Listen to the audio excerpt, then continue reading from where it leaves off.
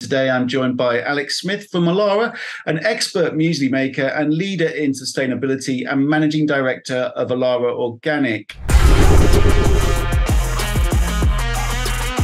Welcome, Alex, and thank you for joining us. Thanks very much for inviting me, Nigel. Pleasure to be here. It's great to have you along, and I really appreciate it. Just let's start with a little bit of background, if that's okay. So when and why did you start Alara? I started Alara in 1975, and I started it with £2 I found in the street, having lived for a year without using money in opposition to property development. So the business started by selling thrown away fruit and vegetables from New Covent Garden Market in a squat in Tolmers Square. And wow, what a first answer. That's amazing. So you were living without money? Yeah. And you, where did this £2 come from? I found it in the street. I was living with a lady at the time. It was a really great life. You know, it took 20 hours of work every week, and I was just sort of lying around in the sun in my rabbit suit most of the time. It was wonderful. It sounds fantastic. So you took this £2 and you were using thrown away fruit and vegetables, did you say? Yeah, well, I used to go down to New Covent Garden Market by bicycle and go around the bins there picking up thrown away fruit and veg. And put them in boxes on the back of my bike. I remember one time coming up Tottenham Court Road, and I sort of had a Tower of Babel of boxes on the back of my bike, and I had to stop suddenly, and I had apples and oranges and stuff all cascading across Tottenham Court Road. But you see, I could get a bike in for free. To get a van in, it cost exactly £2. So I borrowed a friend of mine's. I didn't have a driving license or anything like that, but I borrowed a friend of, or really could I drive, to be honest. So anyway, I borrowed a friend of mine's Morris Minor pickup truck, and I spent the £2 that I'd found in the street getting the van into New Covent Garden Market. And then I went round the same dustbin, but I started working harder then. Oh, right. I got sort of half a Morris Minor pickup truck full of thrown away fruit and veg, and took them back to Tolmers Square where I was squatting, and squatted a shop round the corner and started selling thrown away fruit and veg. And the first day I took £4, so I doubled my capital in one day. It was my most successful day ever. That's impressive. That's impressive. Doubled your original stake. That's fantastic. So, how do you go from finding £2 and sneaking about into Covent Garden, selling disused fruit and veg, to running Alara as you do today? I mean, I know that's probably a long journey, but perhaps you could be concise and just give us the bullet points. Well, first thing we did when we started having money is buy a sack of flour. This was from Community Foods, and I started baking bread in an old gas oven. Then we turned into a whole food shop. Then we started mixing muesli. Then we started selling muesli in bulk to customers of Community Foods. Mm-hmm. Then we got evicted from the first shop and we squatted a second shop. And we kind of grew from there. Then we got evicted from that one and we moved to a small shop behind Camden Town Hall. And we were still mixing muesli, and we used to take that up to Community Foods as their muesli supplier.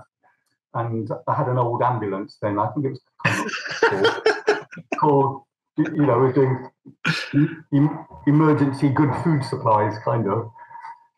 But as I was going up to Community to deliver muesli to them, so I was up there, I was picking up stuff for the shop, but I also started buying stock for other shops as well. So we turned into a whole food delivery company. And then we started packing nuts and fruits and all that kind of stuff. Then we opened another shop, and then everything went a bit belly up, and I got divorced, and both shops went. The wholesale delivery side went, and I retreated back just to making muesli again. And then that was about 22 years ago, and since then it's sort of grown back again. Amazing! What a journey! And so why did you decide to focus on the muesli and not on the other products you were making? Well, I did 20 years hard graft in retail, and to be honest, retail really is at the forefront, and I didn't know how to manage more than one shop. So I've now got a factory. It's I won't say it's easy, but I found retail really difficult to do that. And I like manufacturing, having a factory and having a team here working with me. It's really good. Great. And what is it that makes you particularly an expert in making muesli? How do you deliver such an outstanding product? We make about 450 different products now. Wow. That's a surprise to me, because I eat your muesli, and thank you. and I had no idea you made that many products. Yeah, we do a lot for other. Most of the organic muesli in this country comes from us. Well, quite a lot of it anyway. So right. We make products for multiple retailers, for wholesalers, for brand owners, for export. And I suppose what we've been doing too over the last 20 years is developing our in-house database system, which really is an amazing system. Why is that? Why is it amazing? It's because it's shaped specifically for our business.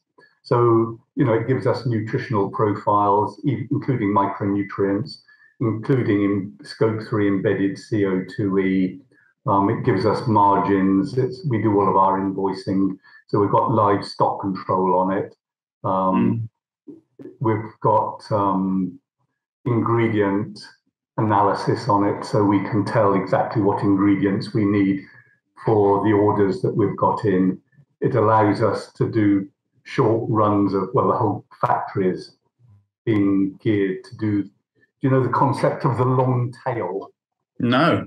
Okay, well, if you think of the cereal market in terms of the long tail, there's one or two products, let's say Kellogg's cornflakes and Weetabix and these sorts of products. If you can imagine a graph with a horizontal and a vertical axis, then where they join, there's one or two products that sell huge amounts. So the graph there is very, very high. And then as you move towards the right, then there's more products, let's say Jordan's Dorset cereals, and all of the Kellogg's products, Crave and all the rest of it, that sell quite a lot. Well, really quite a bit. And so there's probably, 5 or 6 products that sell huge amounts and 30 products that sell really quite a lot that are in all the multiples. And the further to the right you go, the more products there is, but the less they sell. So if you can imagine going miles out to the right, that's called the long tail. Got it. And we specialize in that long tail production. So we make against order, and our whole system and database is geared to produce against order. So, right, I've got an NPD meeting at 10 o'clock today. We have an NPD meeting every week, and we're working on one company now. We've just launched 6 new products into a multiple retailer. We've got about 30 products for one of the wholesalers. We've got 2 new products for a brand owner. We've just launched 3 new products in another multiple retailer. So these are all projects that we've got ongoing at the moment. I see. And it's this software that allows you to make so many different products and have such a long tail. And is that your kind of main point of difference, I suppose? Well, I suppose what it does is it takes a huge amount of control to do that, and to have this software actually allows us to have that control, to monitor margins.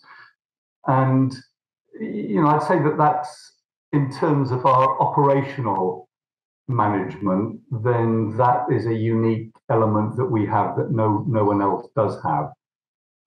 So from an operational point of view, that's sits at the backbone and is the foundation of our business. But then what we do with it and how we use it, and the impetus for the business is towards sustainability, and we do claim now, and have claimed for some time, to be the most sustainable food manufacturer on earth. And that is why you're here. So it's a big claim, and I, from what I've read, I believe it. But can you explain how you come to that conclusion? What do you do that is so sustainable? Well, I suppose if you have a look at the 2 major monitoring systems for sustainability, there's one called the triple bottom line, which basically can be called planet, profit, people. And there's the other one, which is ESG, which is environment, social, and governance. Now, what you'll notice is that both of those have got one thing missing. The triple bottom line has got governance missing, and ESG has got profitability missing. Yeah. So you can see from that there are actually 4 fundamental measures to sustainability, and we call those economic, social, environmental, and governance. So we've taken what we think is a key measure in each of those 4 foundations of sustainability, and we monitor, we work to achieve those.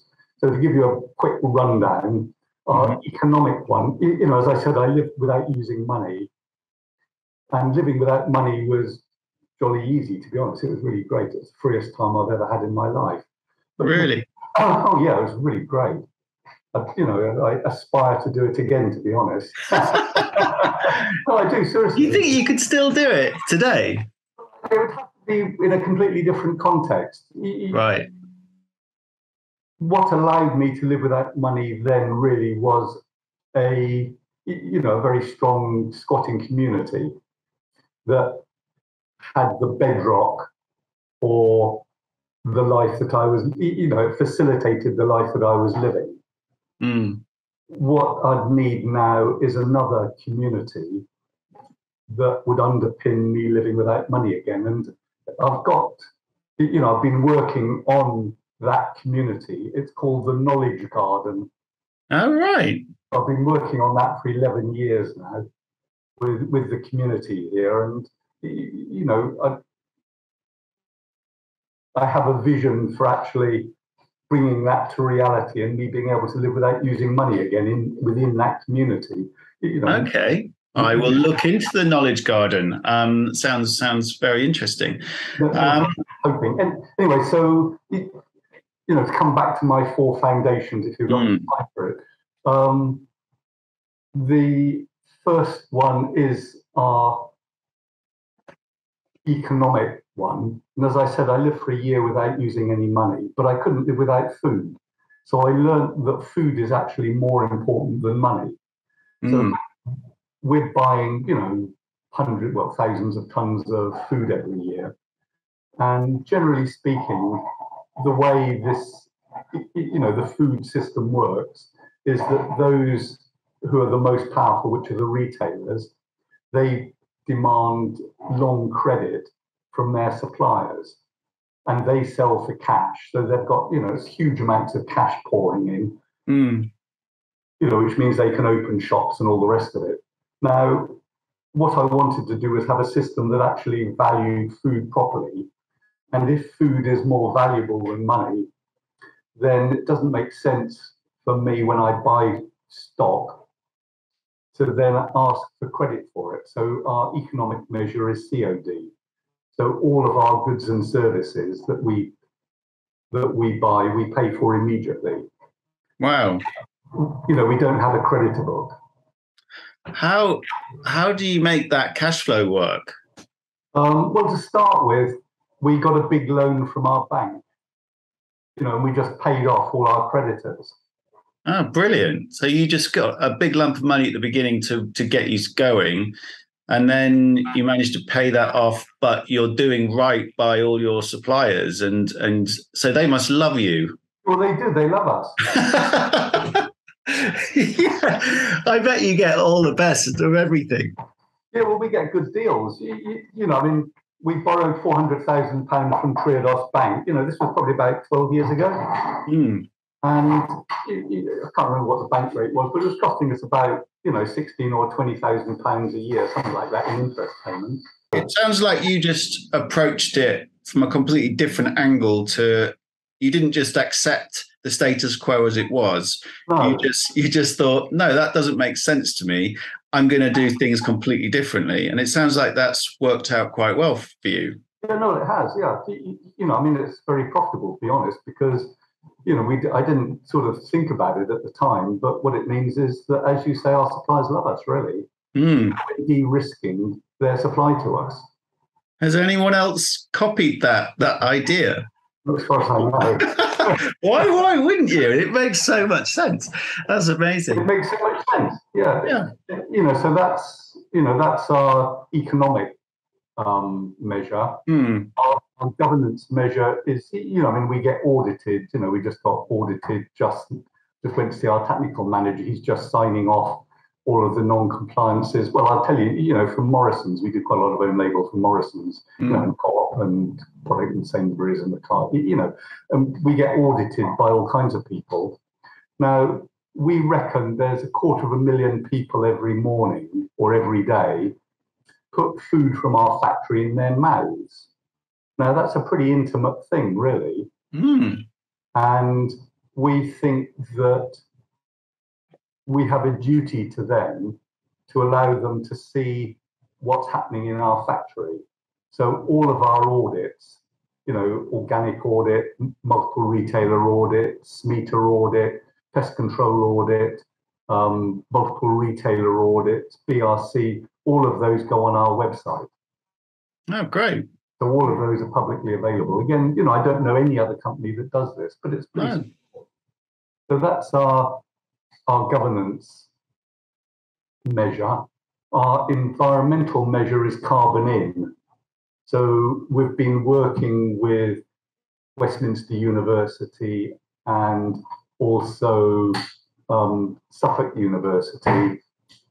We've worked out all of the Scope 3 CO2e on our ingredients. And if you have a look at our boxes, on the back of our boxes, we're putting the embedded CO2e in the product. So anybody can see what the carbon weight is on the products, and then offset it with a charity that we've been working with probably for about 15 years now, called Rainforest Saver. So, again, I don't know any other company that is actually working out their Scope 3 CO2e and is offsetting it. Yeah. In a transparent way such as we are. And then the last one is our social measure. And our social measure is great parties. So we have parties here, at least 2 every year. We have our wassailing party.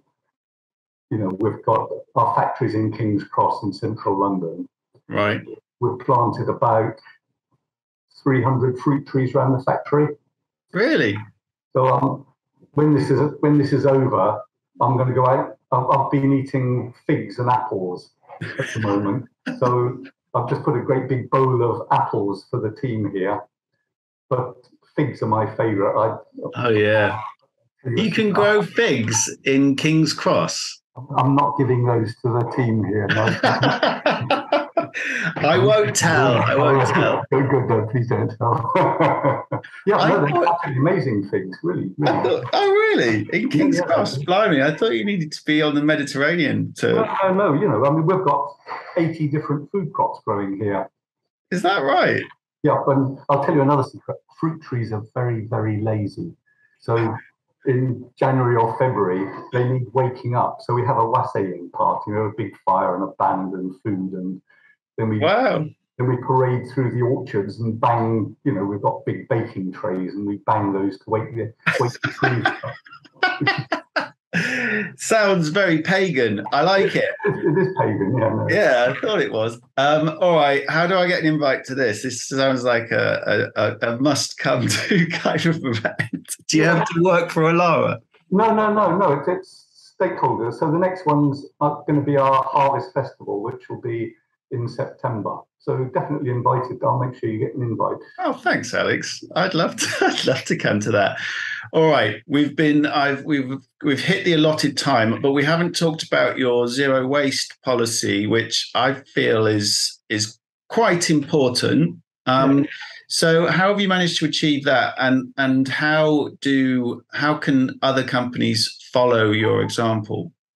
Well, again, what we did was engage all of the team here, and really what getting to zero waste means or requires is that whenever anybody's got anything in their hands, there's an appropriate place to put it down in. So, it's actually profitable for us now. We sell all of our cardboard and all of our plastic, and we earn £3,000 or £4,000 a year from it, something like that. So instead of it being, that's all now going into, they're now raw materials for other businesses. Yeah. Food waste. We have very little food waste now, but that goes to anaerobic digestion. We work with a charity called Food for All. They take, anything that's going out of date, or we make special knowledge garden muesli for them. So we've made, 250,000 meals for them, I suppose, wow. Over the last couple of years. Well, maybe more than that, maybe 300,000 meals for them now. If there's anything specific you'd like to talk about, feel free. Yeah, well, I think what we're looking at now is we're looking at climate chaos coming down the road at us. And what we need, I think, is a food supply chain that meets the challenge. To my mind, organic is really the only food supply chain that actually has the potential to meet that challenge, because it does have all of the four foundations of sustainability. It's got a proper governance system. It's embedded in law globally. It certainly meets the environmental, the social, and the economic measures as well. We can't have an organic food supply chain that delivers what we have now. We need to reduce meat consumption enormously, and dairy too, to be honest. But it does have the ability to sequester carbon in the soil, to improve biodiversity, to reduce water usage on farms. So it's got all of the attributes that we need for a sustainable food supply chain, which is why, of course, the EU and the US are embracing it, as is Japan. This country, unfortunately, seems to be the outlier here. Oh, really? Yeah, and I think that's a terrible shame, to be honest. I think that we do need really to take organic as a supply chain seriously, and recognise that with the challenge of climate chaos coming at us, we can't continue to live the same way that we have done. There does have to be changes. And quite honestly, those changes are changes for the better anyway. So, we need to embrace them and look out, as I said, for the Knowledge Garden project. As I said, I will. The great thing about having parties is it does involve and engage all of the community here, all the other businesses and all of the residents. So, we've got the Camley Street Neighbourhood Forum, which I'm chair of, we've got a neighbourhood plan that's been adopted, and that's the organisation that's pushing this Knowledge Garden project forward. And that has come directly from these great parties, which is engaging our stakeholders in a social engagement. Fantastic. Thank you so much, Alex. And that's some powerful words to close on. I really appreciate your time, and I will, if you'd like, I will send you an Agri-Food Pioneers hat. Oh yes, please. You are truly an Agri-Food pioneer, and you should wear the hat with pride. Okay, good. I certainly will. I'll ship it to you. And so, thank you again. Great. Thanks, Nigel.